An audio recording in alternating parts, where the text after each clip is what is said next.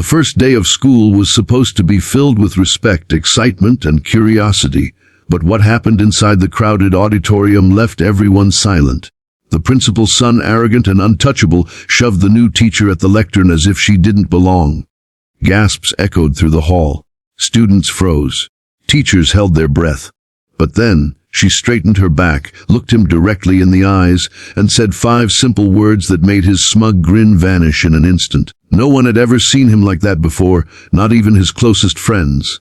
And from that very moment, everything changed.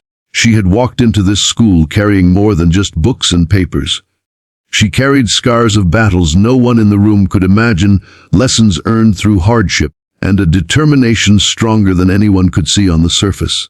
What the students didn't know was that this teacher wasn't just here to teach literature or mathematics. She was here to teach life itself, and her story was about to shake the walls of the entire school. The new teacher's name was Alina. She was in her early 30s, graceful but with a quiet toughness in her eyes. She had endured storms that would have broken others, yet here she was, walking calmly into a place where most teachers bent under the influence of power and favoritism. She had been warned. Everyone whispered about the principal's son, Adrian, the boy who thought rules didn't apply to him.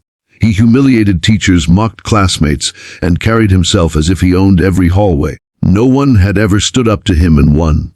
But Alina was not just anyone. Began that morning when she entered her classroom for the first time. Students whispered about her appearance, her soft but firm voice, and the way she looked straight into their eyes without fear. She wasn't like the others who begged for attention or tried too hard to be liked. Instead, she radiated authority simply by being present. Some students leaned in, curious, while others, including Adrian, were already plotting to test her strength. For him, it was a game. Every year, he crushed at least one teacher until they left the school in tears. It gave him a sense of power, knowing his father would protect him from consequences. But Alina had something different in her. She saw past Adrian's cruelty. She saw the loneliness buried underneath his arrogance. When he first mocked her accent in front of the class, she didn't flinch. When he tossed a paper plane across the room, she calmly picked it up, unfolded it, and read aloud the joke he had written about her. The room roared with laughter, expecting her to break. Instead, she smiled and said, "If this is the best you can do, I'm not impressed." The laughter shifted, this time not at her but at him. For the first time, Adrian felt cornered. He wasn't used to someone turning his own game against him. And then came the moment in the auditorium. The school was gathered for assembly, and Alina was asked to introduce herself as the newest faculty member. She walked to the lectern with grace, about to speak, when Adrian strode forward, bold as ever, and shoved her shoulder, making her stumble slightly. The students gasped, waiting for her to collapse in shame. But she steadied herself, looked directly at him, and said those 5 words, "You remind me of him." The words sliced through the air. Adrian froze. His smirk vanished, and for the first time, he didn't know how to respond.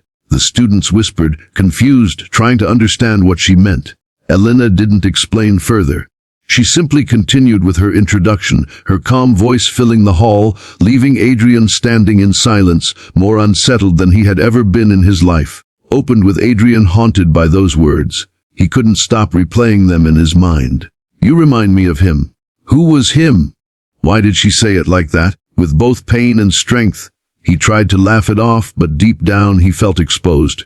It was as if she had seen right through him, into a part of himself no one else dared to touch. For the first time, Adrian avoided confrontation. Instead, he lingered in class, listening carefully when Alina spoke, searching for clues about who him was. Over time, the truth began to emerge. Alina slowly revealed pieces of her past through the lessons she taught.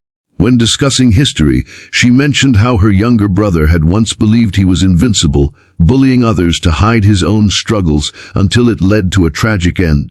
When teaching literature, she spoke about characters who carried pain under their masks of arrogance. Adrian started to realize she wasn't just teaching stories.